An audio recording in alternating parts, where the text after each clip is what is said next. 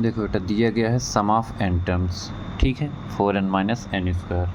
आपसे इसमें पूछ रहा है कि sum of first two term कितना होगा, सेकंड टर्म क्या आएगा और थर्ड, टेंथ और nth टर्म क्या आएगा। तो पहले तो सम ऑफ फर्स्ट टर्म यानी एक इसके इक्वल है, फर्स्ट टर्म ही हमारा सम ऑफ वन टर्म के इक्वल यानी a इक्वल्स S1 हो गया।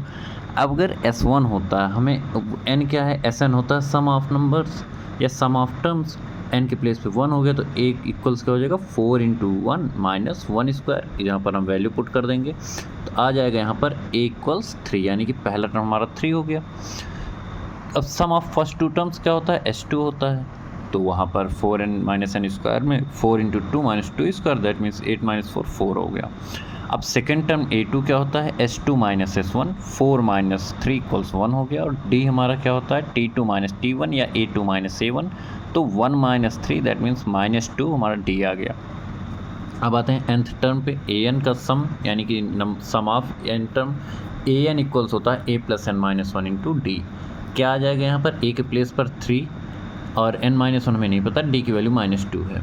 मल्टीप्लाई कर देंगे तो 3 plus minus 2 into n bracket minus 2n और माइनस 1 और माइनस 2 का मल्टीप्लिकेशन प्लस 2 और an की वैल्यू आ गया 5 माइनस 2n। पहला हमारा आ गया क्या, an यानी nth टर्म का सम कितना है 5 माइनस 2n। फिर थर्ड टर्म का सम पूछ रहा है तो हम क्या करेंगे, यहाँ पर जो n था यहाँ पर हमने क्या रखा a3, तो क्या हो गया ये, यहाँ पर 3 आ जाएगा तो 3 2 6 और वैल्यू हो गई -1। टेंथ टर्म का सम पूछेगा तो क्या हो जाएगा, 10 रखेंगे -15। Hence the sum of the first two term is 4, second term is 1, third, tenth and nth term are -1, 15 and 5 minus 2n।